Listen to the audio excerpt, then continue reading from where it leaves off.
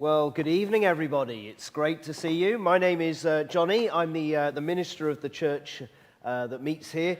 We're just going to spend a few minutes thinking about the significance of Christmas, if that's okay. And if it's not, well, you'll just have to put up with me anyway.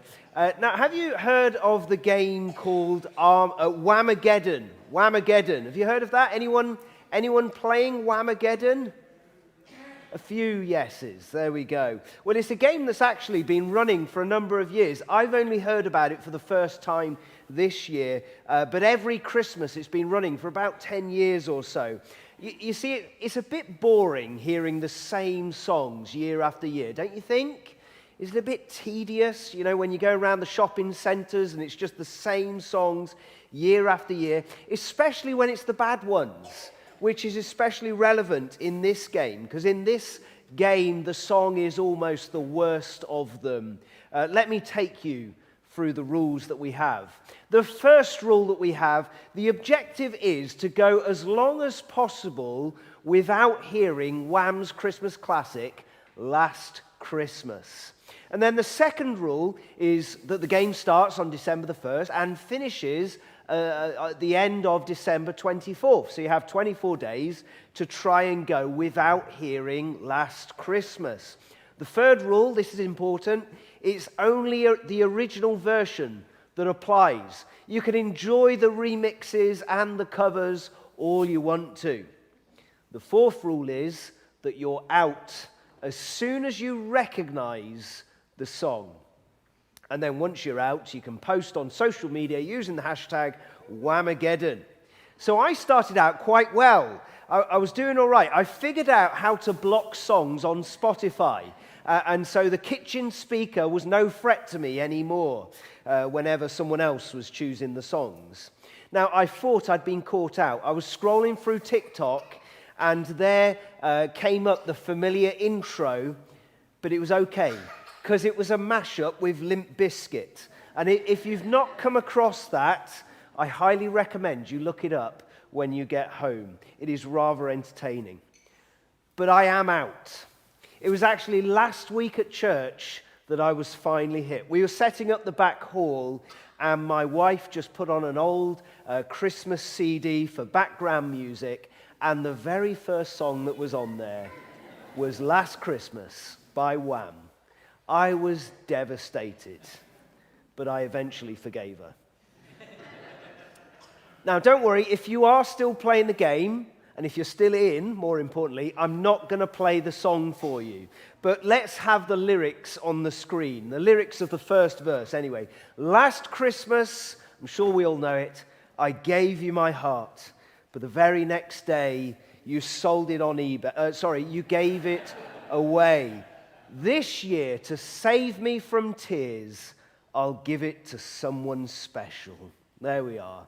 So the story is about how, though one year the singer had expressed love for another person, that love was rejected the very next day. Shortly-lived affections. And so now, this year, so that they don't get hurt again, they're going to share that love with someone special. It's almost irrelevant that it's a Christmas song, isn't it? That's just thrown in there to try and get a Christmas number one, surely. But the funny thing is that in the coming of Jesus into this world, that's kind of the thing that happened. The whole point in Jesus being born into this world was to express God's love in the clearest possible way for humanity. In this very real and tangible way, in a baby being born, one who was given at Christmas, Jesus being born, it shows God's love. Now, one of Jesus' closest followers, called John, he wrote it in this way. This is how God showed his love amongst us. He sent his one and only Son into the world. The greatest way that God could show his love, give his love to humanity, was in the giving of his Son to us, Jesus, in him being born into this world. It's the greatest demonstration of his love, because Jesus would then eventually give his life so that we could have new life in him, eternal life in him, if we believe in him. So Christmas is the way that God shows his love.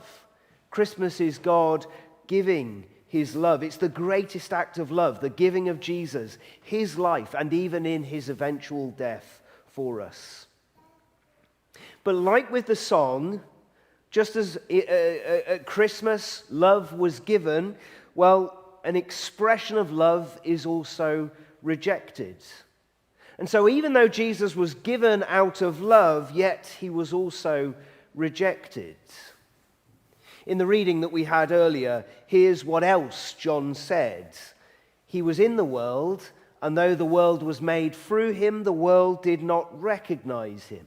He came to that which was his own, but his own did not receive him. So the first part there is actually telling us something incredibly profound about who Jesus is. That he is the very one who made the world. He made everything. He made us. He made human beings. So you'd think that if he was given out of love for us, to the world, that we would recognize his love and that we would accept him. But we didn't. We didn't even recognize him.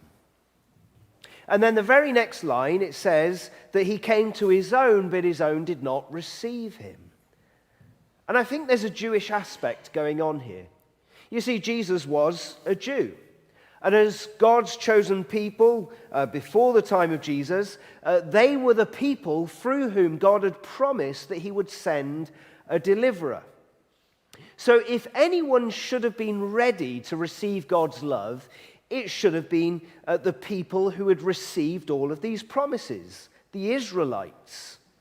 They knew for centuries, for millennia, that God was going to send a promised one who would deal with their sin and would make them his people in the most complete possible way. But many of Jesus' own people rejected him.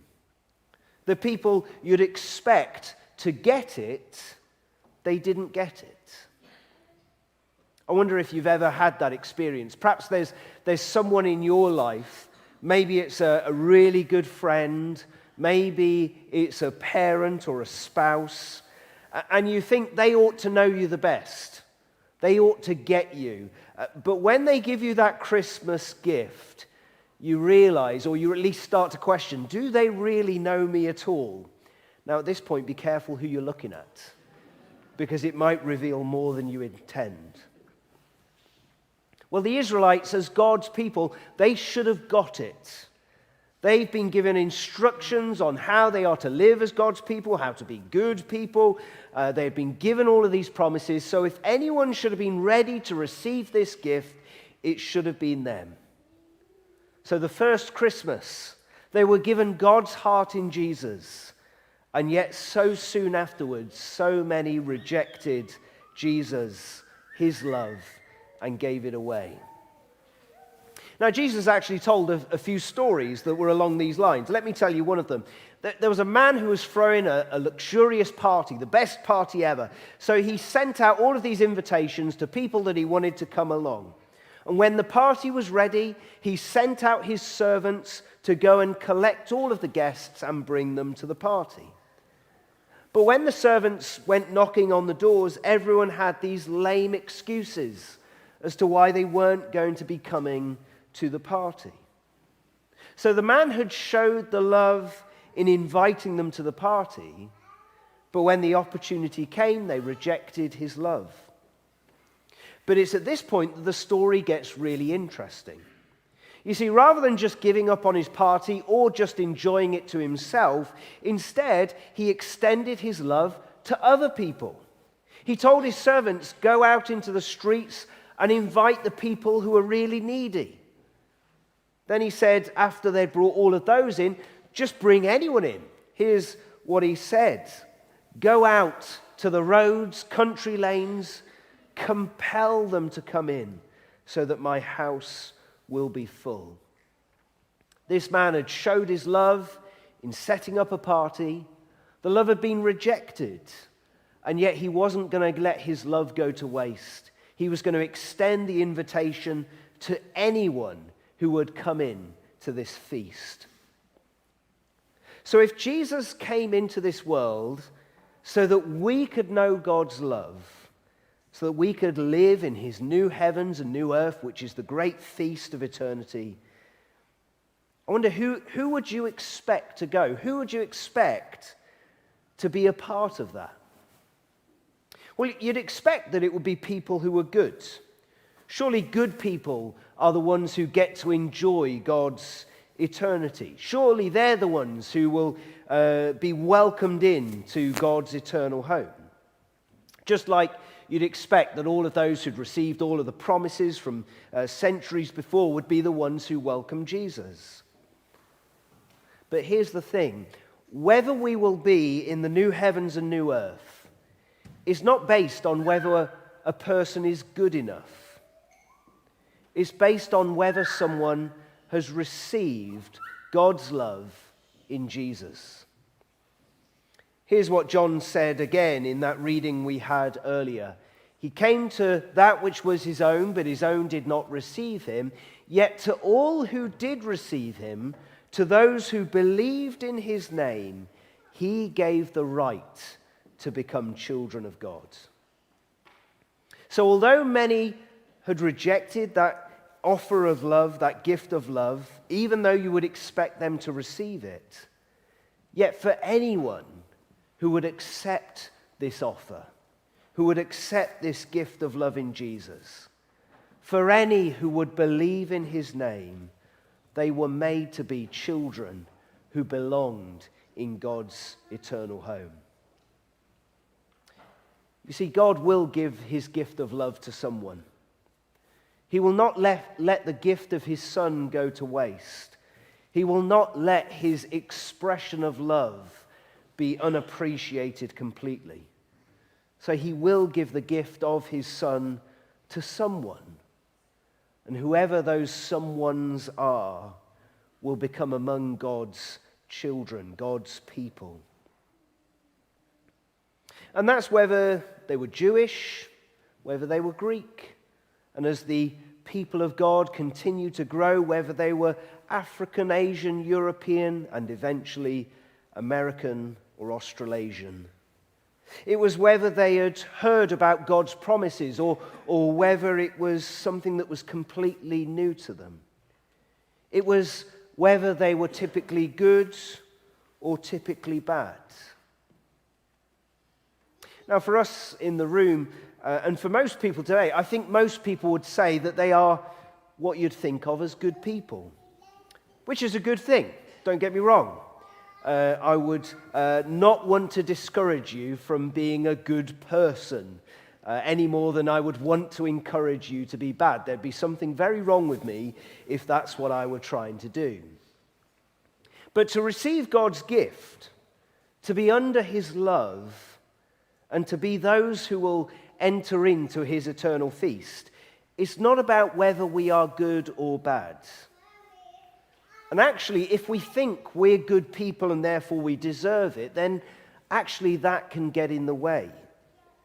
Because it makes us think that we have earned it rather than I've received it as a gift of love, which is what it actually is.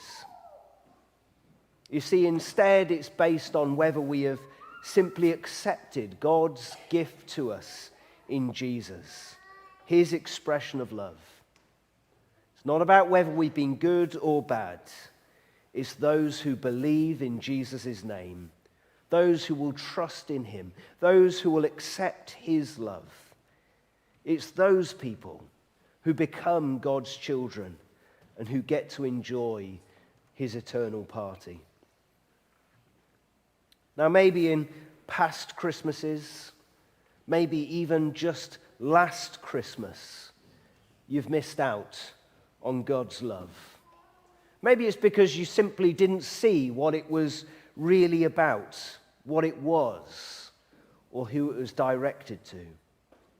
Maybe you thought it was interesting. Maybe you had your heartstrings pulled, shall we say. But it didn't last long, and so the very next day, your love was waning and you gave it away. Well, this year, in Jesus, receive God's love. Believe in his name. come to receive what he has on offer for you and be his special people to whom he has shown his love.